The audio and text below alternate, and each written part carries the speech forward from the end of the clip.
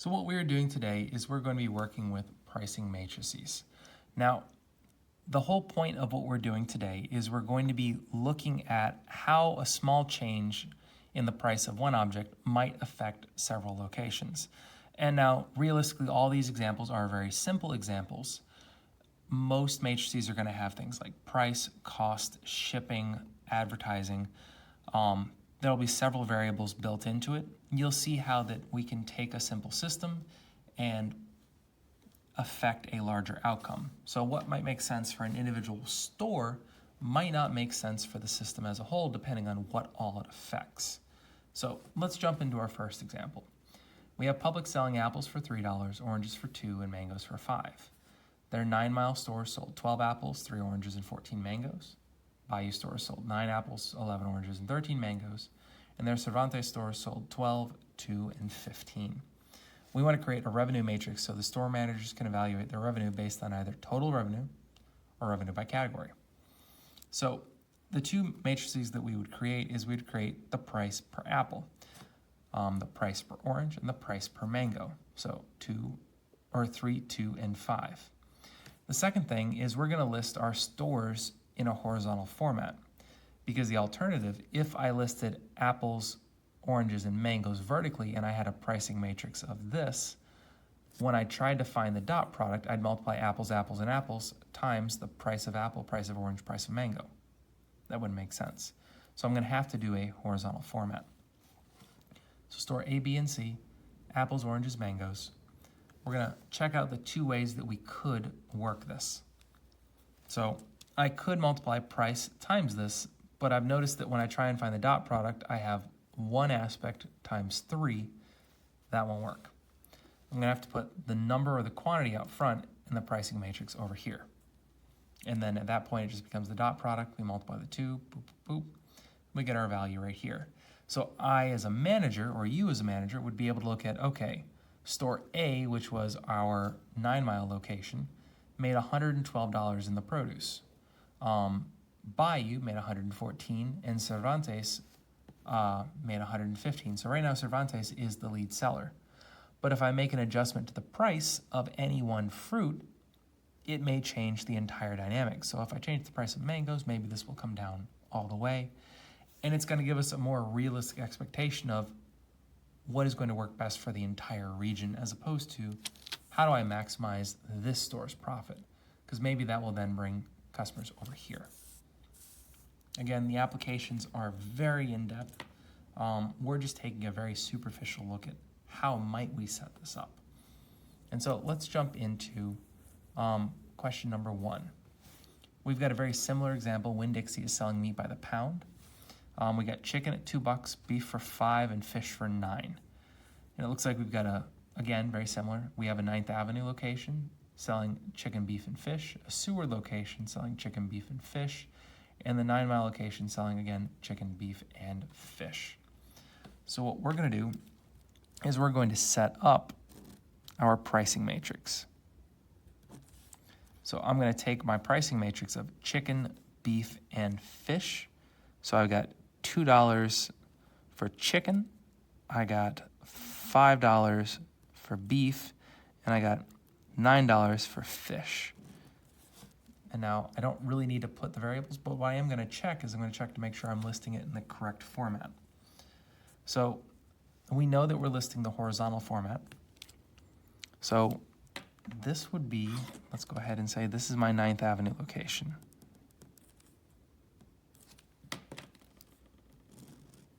And we're going to ignore that little 9th value right here. I have 10 pounds of chicken. I have 38 pounds of beef and 11 pounds of fish.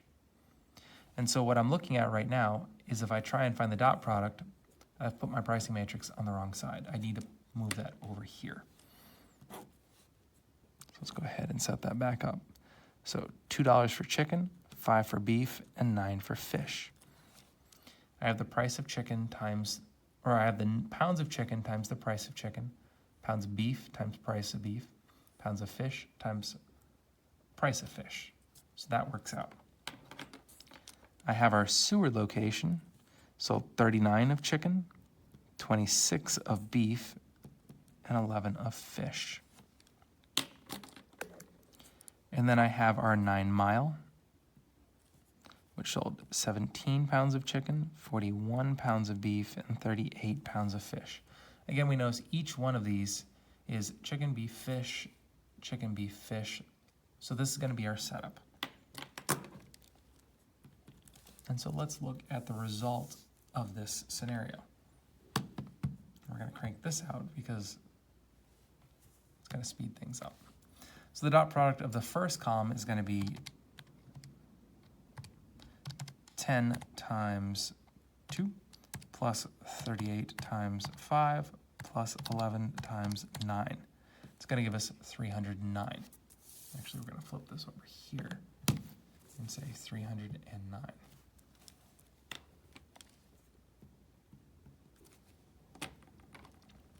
For the second one, I'm going to take the dot product of, let's see, 39 times 2 plus 26 times 5 and plus 11 times 9. And that's going to give us 307.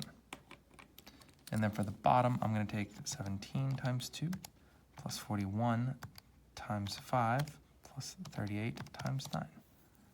That's going to give us 581.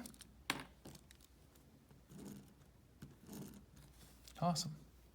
Okay, so now what we're looking at is we're going to look at, this is our individual revenues of the meat for this store. I don't know if this is per day or per hour or per shift, but we're looking at this 9 mile location is dominating the market, mainly from the amount of fish we're selling.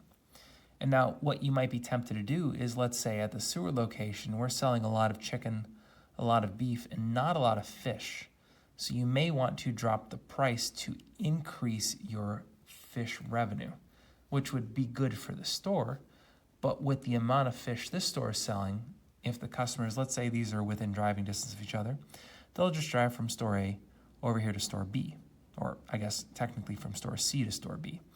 And they'll buy, so that will up the amount of revenue the sewer location is making off of fish, but it will drastically decrease the amount of money this location is making on fish. So albeit the store might want to increase its possible revenue, the regional manager is going to say, no, we're doing good on the price of fish. Keep selling the fish. We'll either ship less to you or we'll accept that cost. Again, we're just thinking about what decisions this might make at a regional level. So there we go. Another example that we might look at is grades. So grading matrices are also a big application. I've got a math class next year is graded 50% tests, 20% quizzes, and 30% homework. And I've got, looks like 3 students taking this class. So I've got Baylor, Tabby, and Griana. So I'm going to set up the 3 matrices. I've got Baylor's matrix,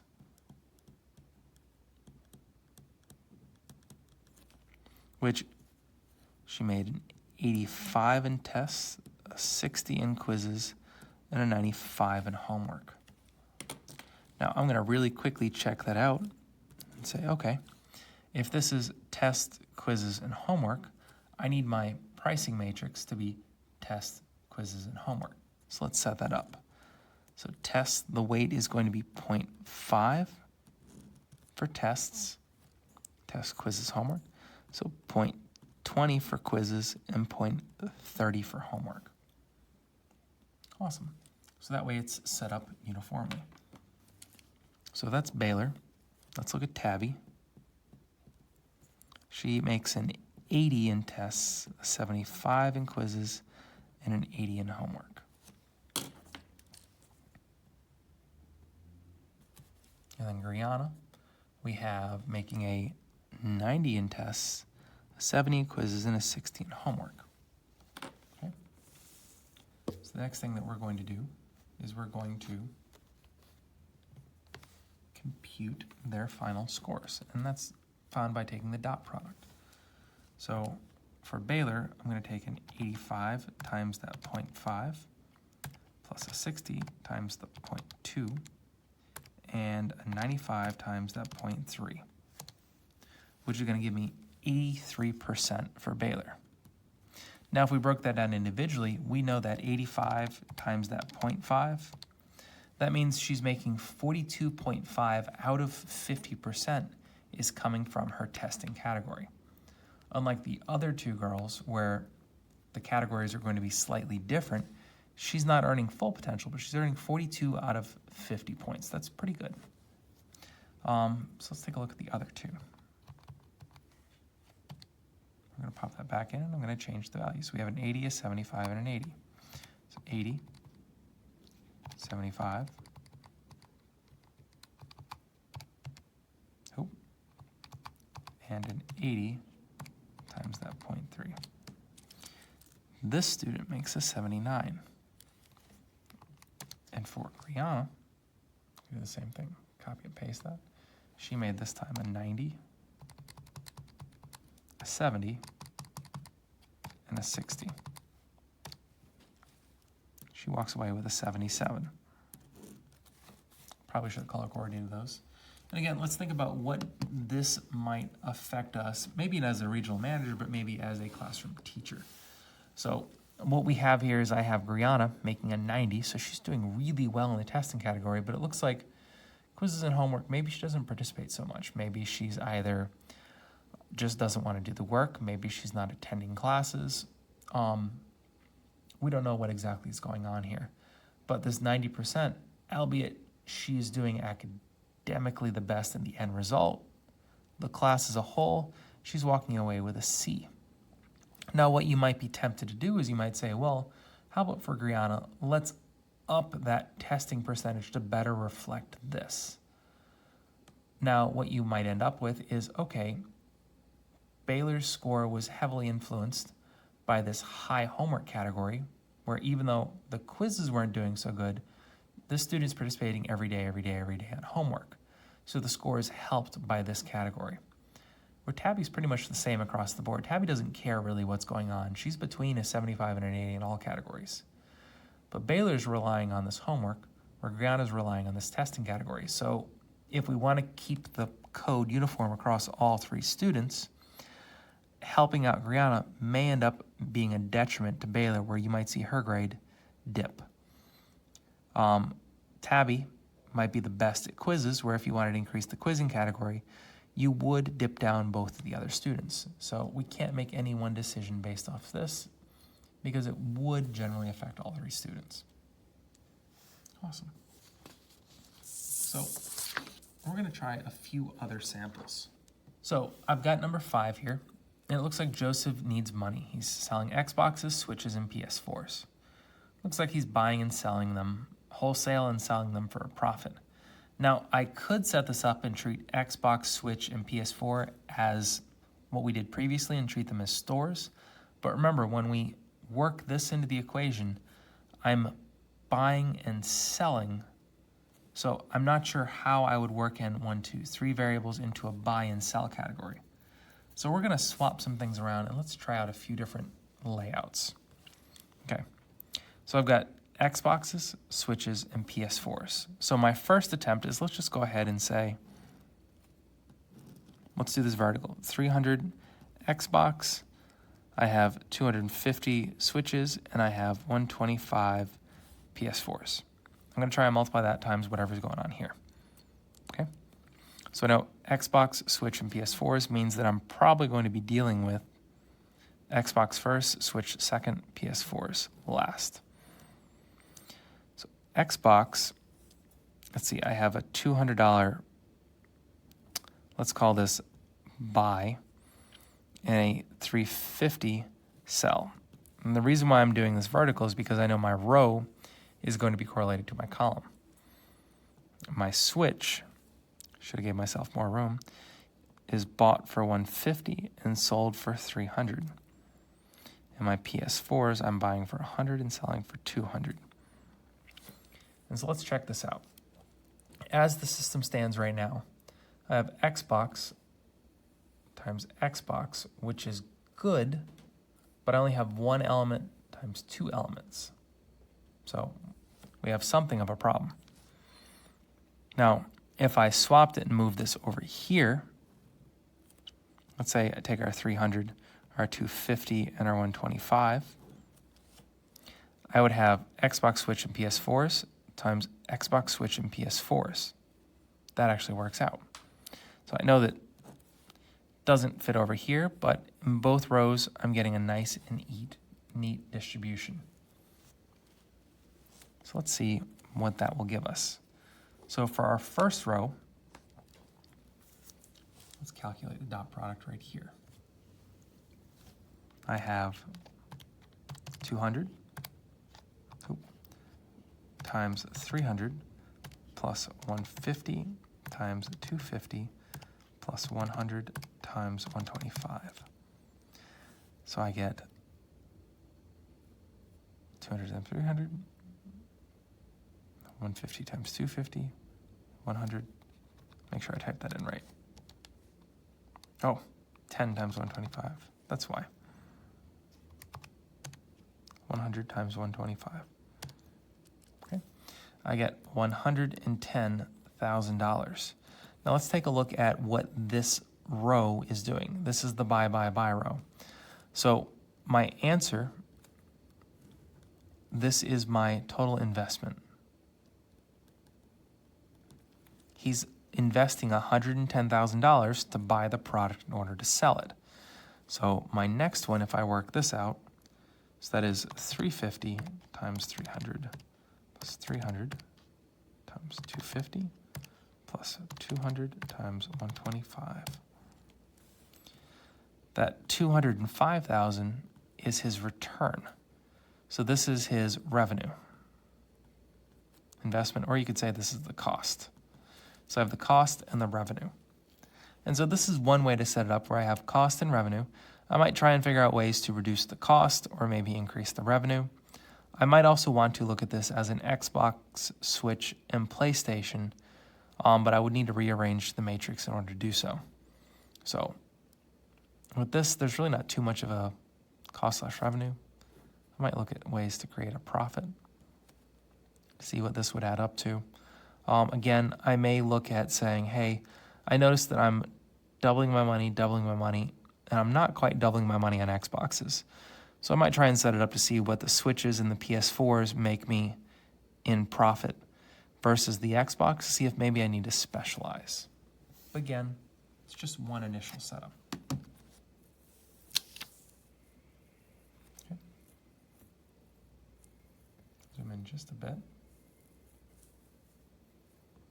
Okay. This next one is a very similar setup to our original questions. Fresh Market is selling produce by the pound, and we have $4 for carrots, $5 for eggplants, and $8 for cherries. So we know how to do this. We're going to set up our 3 stores. So I'm going to set up Cordova first. So I have Cordova. I have what looks like Jubilee. And I have the Plantation Plaza. Call that plant. Okay. So Cordova is selling, let's go ahead and list this. So I have 56 carrots, so 56C, 21 eggplants, let's call that E, and 44 cherries. So carrot, I'm going to CA, CH. Okay.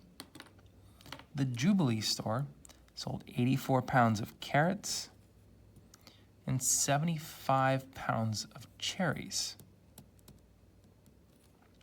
What we notice is they didn't sell any eggplants. So that might confuse the setup just a bit, but I think if we think about that, we know that that is a 0 coefficient. They didn't sell any eggplants. And then Plantation Plaza has a similar story where I'm selling 33 pounds of carrots and 104 pounds of eggplants. But at Plantation Plaza, I'm not selling any cherries. Okay. And so if I go ahead and put in my pricing matrix, I know it's $4 for carrots. Next, I want eggplants. And last, I want cherries. Let's see what this will set us up with. So for the first store, I get my carrot profit or my carrot revenue. my eggplant revenue and my cherry revenue. So I get Cordova makes a revenue of $681 off of this produce. For Jubilee, let's modify that to an 84. Delete that, 0. And this is a 75. They make 936. And then for the Jubilee store, see that 84 is now a 33. That 0 is now a 104. And that 75 is now a 0. It's really making 652. Awesome. So one way that we could interpret this, and now this might be up to you, is as I'm looking at these stores, I might say, why am I not selling any eggplants? Are they going somewhere else to buy eggplants? Do I need to reduce the price of eggplants so I would increase this? Maybe am I not storing this properly? Is there a reason why I need to increase this? Or vice versa. With this location, maybe I want to reduce the price of cherries or look into why I'm not selling any cherries. But again, if I make a change on this one store, what it's going to affect is it's going to affect my sales on my other two stores. Maybe, again, if these are close together and I reduce the price of cherries in order to sell them, maybe I will lose customers from Jubilee over here. Maybe these just aren't an option and they're not being sold at all, so all the people that would be going to the plant location are going to the Jubilee location. So maybe these numbers are artificially inflated simply by the fact that we don't offer cherries. We might not have a desire in these areas and say, you know what, even though I'm not selling any eggplants, maybe customers are coming to the Jubilee location and I'm not selling them eggplants, but they know that I have eggplants, so therefore I'm selling carrots and cherries that I wouldn't normally sell. So maybe I'm just happy putting eggplants out on display and at the end of the week throwing them away because they're spoiled. Again, think about what this might interpret as a regional manager.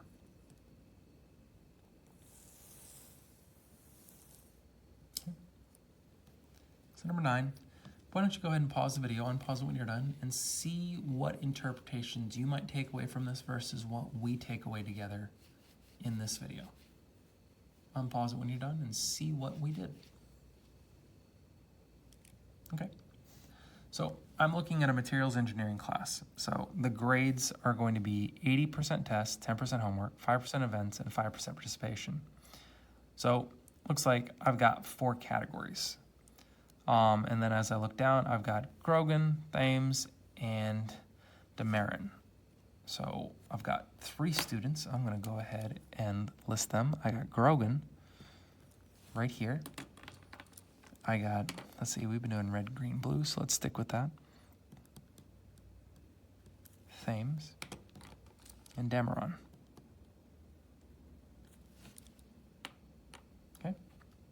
So Grogan made a 90% in tests, say 90T, a 100 in homework, and a 75 in participation. Okay, so it looks like we're missing events for Grogan. So we're gonna go ahead and we're gonna put a 0, we're assuming, for events. Looks like Grogan just didn't go to anything. And a 5% participation, so he made a 75. 75 in P. Awesome. So Grogan looks like he's doing pretty well, but just didn't bother to go to any events. Thames, let's take a look at him. He made a 75 in tests, an 85 in homework, and a 100 in participation. So this dude also didn't go to any events. Looks like this little 5% category isn't enough for them. And then Demarin did the same thing. He made a 60 in tests. Oh, he made a 60 in tests, a 100 in events, and a 15 in participation. Okay, so if I was reading into this, what it looks like is going on, this kid. So Demarin didn't do any homework, but he did go to the events, he didn't participate in class, and he didn't test well. So I'm assuming that he goes to the events but doesn't really contribute much to the class. No participation in class, out of class, poor test scores as a result. Thames and Grogan, looks like we got two different stories. Grogan looks like a good student, participates, does all of his homework, does well on tests, just didn't go to the outside events, maybe scheduling issues. Thames, okay on tests, okay on homework, does most of the homework, always participates in class, didn't go to the events. So I'd probably look into this student a little more. But regardless, I got 4 categories. I need 4 weighting percentages. So let's take a look at that. So I'll have an 80 in tests, a 10% in homework, a 5% in events, and 5% in participation. Now these are percentages, so I'm going to move the decimal.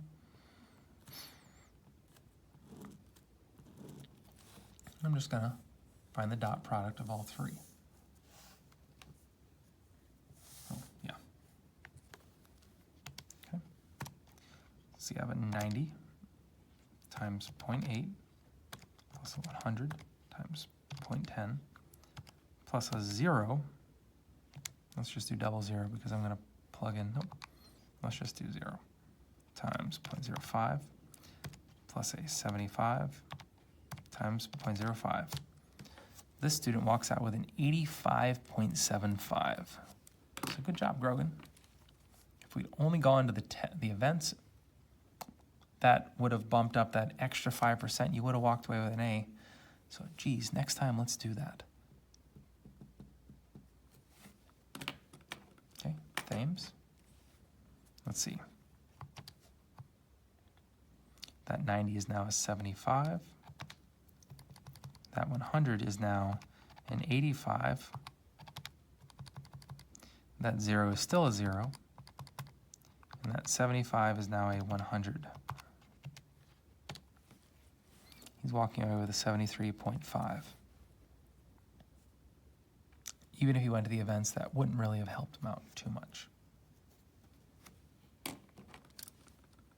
And then the last one, Demeron. Let's see, so that original 75 is a 60.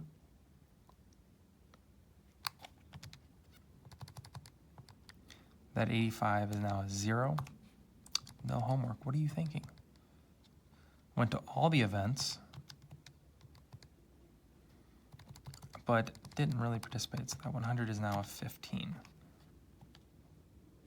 Ooh, Demeron, you're taking this class again. Okay. So what we see here as a result is we've got a couple students doing a couple different things. Grogan looks like if he'd only gone to the events, he would have made an A in the class. So I'm assuming these events, because they're only weighted 5%, aren't a huge part of the class, but maybe their exposure. Often colleges will do, hey, go to so many engineering events to get you to socialize with the other engineers, and they'll include that in the intro classes grade. That gets you to socialize and gets you to network better, so you will score better on the other things. Even though he didn't go to the events, he was a good student, walks away with a B. Thames, right here, didn't need to go to the events. The scores that he was making are a solid C work right here. The events, even if he went to all of them, he still would have been a C student. Now, maybe if he'd gone to the events, it would have bumped up the other 2 categories because he did all the participation. Maybe that would have bumped him up a little higher, but again, we're implying things here. Demeron, our lackluster student, if he'd done the homework, that 10% would have caused him to pass the class. The events and participation, not really helping him out here because his test scores are a little bit too low. Maybe with some higher test scores, we'd be looking at a different scenario, but because he didn't really participate too heavily outside of the events, not passing this class. Come again next time, Demeron. Okay. And the last one, number 11. Again, go ahead, pause the video, unpause when you're done, and see how well you did. Okay. So I've got Nicholas. He's working the morning shift here, and he's selling eggs, waffles, steaks, and hash browns. So it looks like I got another 4 for a system here. So I've got the restaurant buying eggs and selling them, buying waffles, steaks, and hash browns. So let's take a similar approach to what we did prior. We're not going to treat this as an individual thing. I'm going to treat this as let's look at this as an eggs category for buy and sell.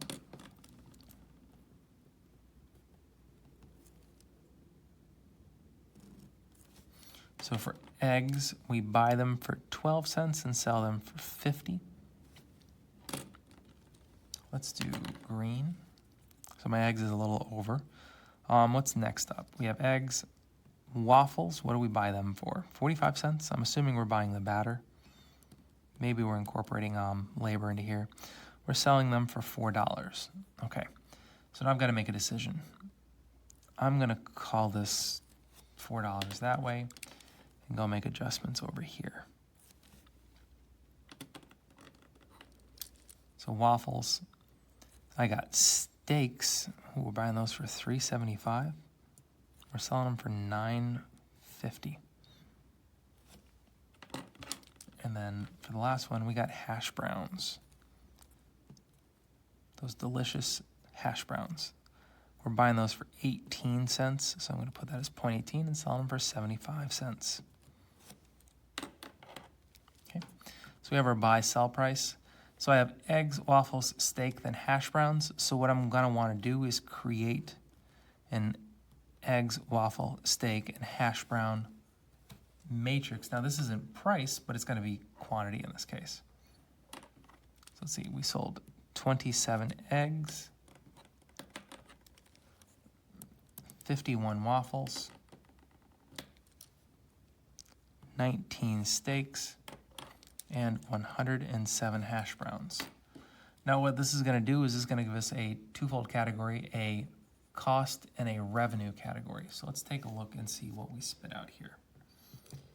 So this restaurant, 12 cents for 27 eggs,